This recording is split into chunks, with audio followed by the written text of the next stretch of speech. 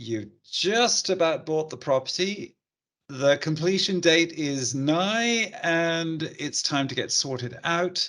And what we want to just cover are the big gotchas, because, you know, when life is swimming along and it's all great, then you kind of forget that there are lots of traps out there, and we want to highlight the traps in a positive way and just talk about things you should watch out for. And let's go, Leila. So, Leila, right?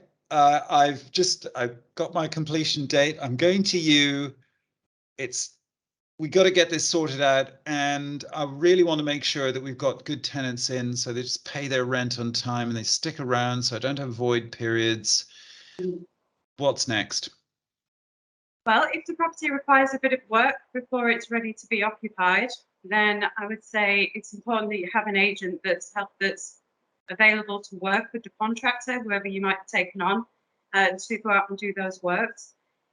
So it'd be helpful at the very outset if, for instance, we were your estate agent, we would go out there and meet with the contractor. We'd go through not only sort of the obvious points, the things that the landlord had already thought about, but also the more detailed stuff like smoke detectors, like what needs to be installed. We'll look out for things that are likely to come up in the near future.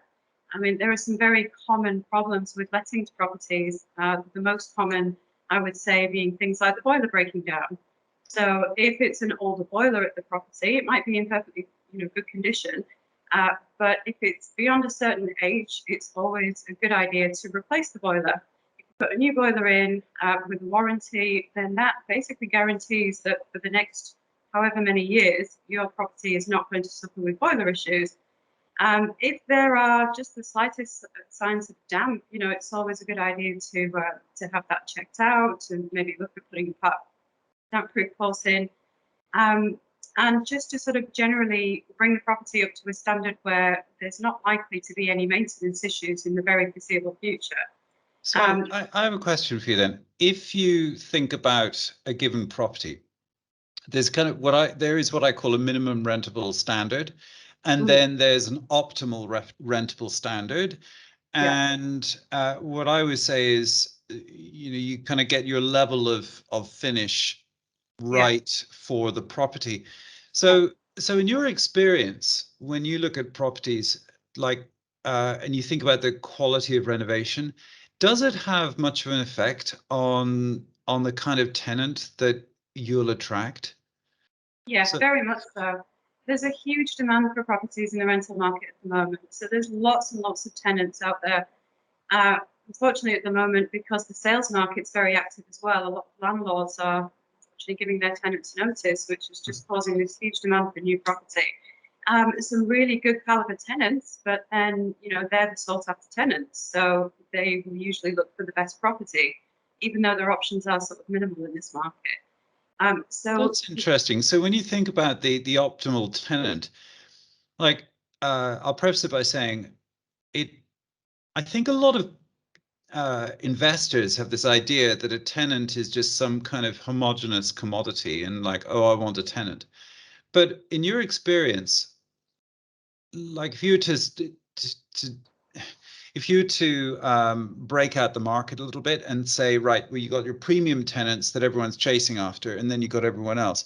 Let's say you want to get an optimal tenant for a nice £150,000 3-bed semi somewhere.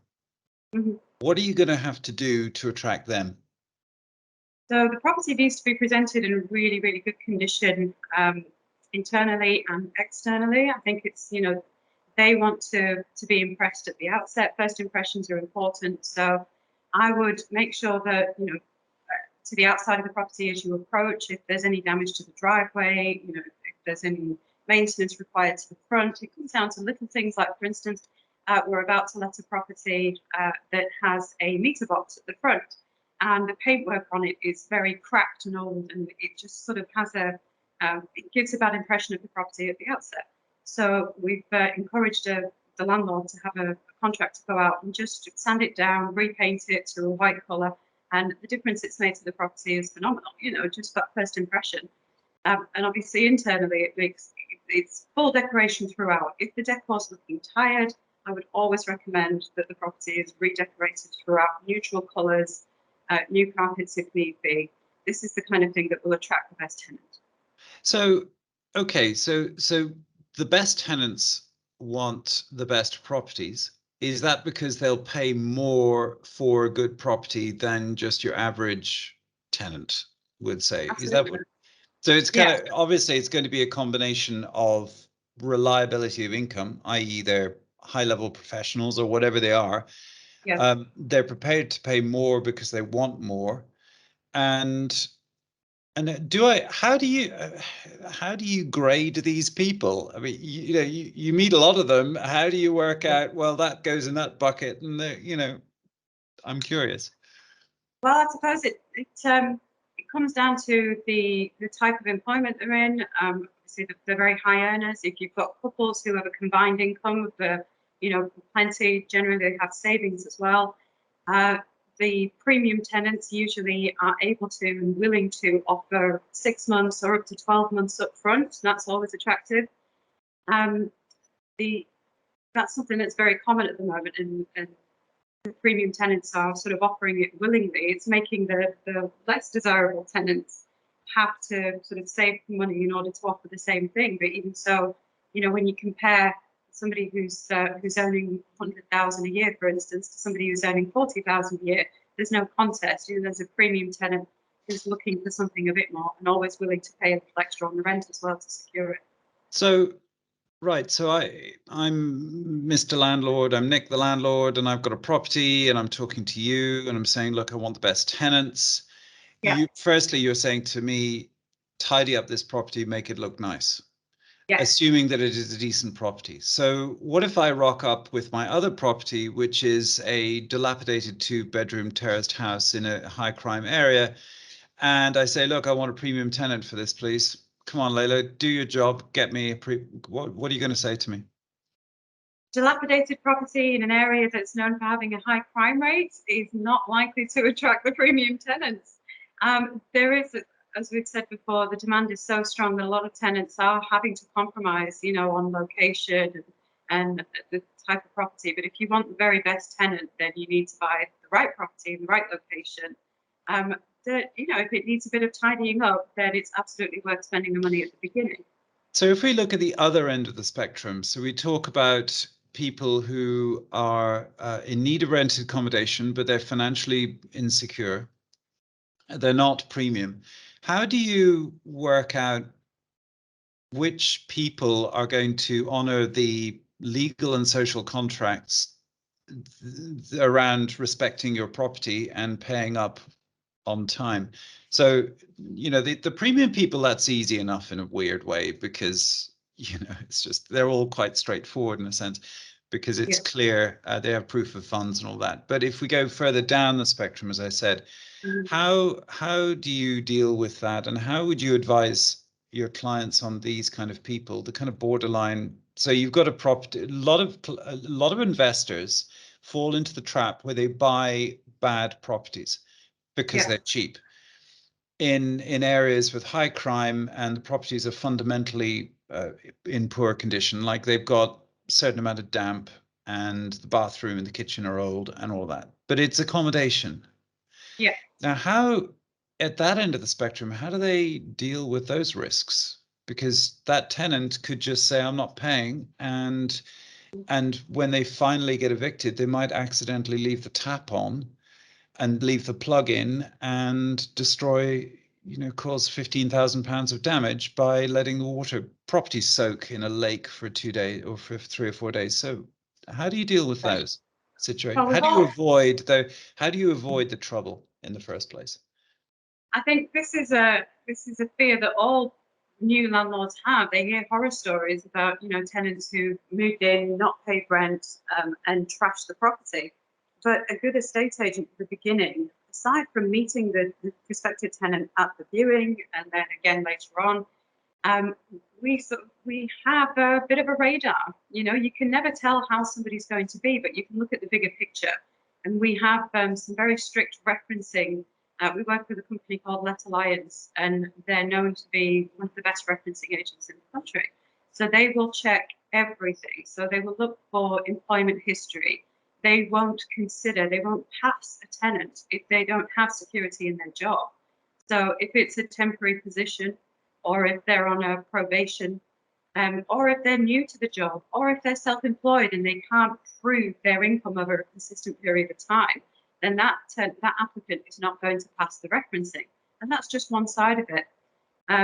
We strenuously check the background as far as renting. So usually tenants are coming from another rented property. So Let Alliance, the referencing people, together with us, we will liaise with the previous letting estate agent, or if it's a private rental, we'll speak with the landlord. We have a series of questions that we put to the previous agent or the previous landlord, and they have to be answered in a satisfactory way. It's questions like, was your rent always paid on time? Was there ever any arrears? Were there any complaints from neighbours? On inspections, did you ever have any cause for concern? And would you, I suppose this is the most important one, would you rent to this applicant again? So these series of questions, they tell a story about the history of this tenant, how they've been in a previous rented property. So if we talk about, okay, so that's filtering out the worst or the highest risk people. I'm just curious, what happens to those people who fall outside of the, who fall foul of the filter, the ones that have inconsistent earnings and whatever? What happens to them? Well, if we've got multiple applicants for the property and there's anything that we're uncomfortable with on the referencing, we simply turn them down.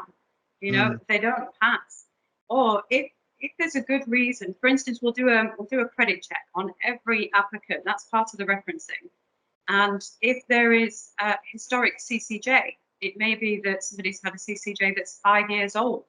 We will ask the tenant first, can you explain this CCJ? If it's for a huge amount of money, anything over £1,000, and really that's an instant fail. But what happens more often than not, it's quite common, is that people will have CCJs from years ago, but not quite long enough ago for it to disappear, that relate to things that they're not even aware of. You can get a CCJ for a parking ticket you didn't know about. We had a tenant who was great on paper in every way. He checked every box. But when we did his credit check, it turned up a CCJ for £320 or something like that. And when I spoke to him about it, he said that he had been trying to get it removed for a number of months, but it related to 5 years before when he was a student. He'd had a few drinks one night, got on a train, and didn't have a ticket. So at the other side, he got a fine.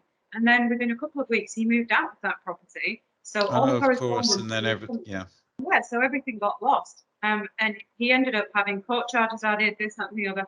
And it sort of turned into this much larger amount. So if you listen to the story and the person is credible and they're good in every other way, the income's there, and and the previous rental history is okay, then you can make exceptions, but only with a guarantor. So if there's any reason for concern, even if it's the slightest niggle, then you would ask for a family member, usually a homeowner. They must earn a minimum amount to be able to cover the entirety of the rent if the tenant does default. And the guarantor then has to pass. They have to be pretty squeaky clean. So there are always exceptions, but you've got to look at the bigger picture. Let's talk about eviction. Yeah, it's an interesting topic. So the reason it's interesting is a lot of our clients are buying up properties which have existing tenants in them. And I think a lot of people are a bit unclear as to what the process is. And maybe you could just do an explainer, because that would be helpful. Okay. So when it comes to eviction, many landlords find themselves in a very difficult situation because you have to get it right at the beginning. There are so many regulations now. There's over 400 pieces of legislation that relate to lettings.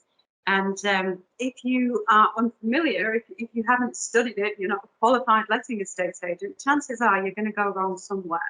So it's always advisable to have a letting estate agent who's fully qualified with a good reputation, because that agent will protect you right from the beginning. The tenancy has to be set up in a certain way. There are various supporting documents that must be in place at the beginning. You have to stay on top of things like your gas safety certificate, that's due every year. If at the time, God forbid, the tenant does default on the rent or becomes very difficult and you need to evict them, everything has to be compliant in order for you to go to court and actually win. Because if you go to court, the tenant, let's say we've served a Section 21, which is a 2-month notice to evict a tenant. That date comes and goes and the tenant doesn't vacate. Then you have to go to court. Now, if you go to court, the judge will look at the tenancy and all the documents that should be in place. If there's the slightest thing missing, they're going to throw it out. So you have to start all over again. So that's interesting. Oh my gosh. So I have just inherited 3 properties from one landlord. We work with him on 4 of his other properties, but previous to working with us, he had another estate agent who was sort of a friend. And this agent, I'm appalled at the position he's put the landlord in, because he has 2 tenants who are just, they're quite nice people, but what they've done to the properties is appalling. And he needs to get these tenants out. Now, one is particularly bad. I've been out to visit him. The property is in a horrendous condition. There's mold all the way up the walls. Everything is just in a terrible, terrible state. And we need to get the tenants out. But there's no inventory in place. The estate agent never had an inventory. So actually, if the tenant moved out and wanted to claim his deposit back, even though the property is in such a state, the landlord has no claim to the inventory because there is no proof that it wasn't already in that condition when the tenant moved in. Aside from that, the gas safety certificate had lapsed, so that wasn't in place. It's now a legal requirement to have an electrical safety certificate done. All properties, regardless of when the tenancy started, that's not in place. So in order to get this tenant out, basically on a hope and a prayer, trying to get everything in place now, so that when it comes to court, if the gentleman doesn't move out, then hopefully they'll have a chance of actually succeeding to get the tenant out. But the deposit is lost. Very interesting. So if, for example, take that as an example, one of the big fears is that a tenant will go through an eviction process and then trash the property as they leave. Now, in your experience, how commonplace is that? I suppose it depends on the circumstance and the kind of tenants that an agent generally deals with. I think if you have the right caliber of tenants at the outset, you're going to minimize your chance of this sort of thing happening. You know, you can never tell how someone's going to live, how someone's going to be.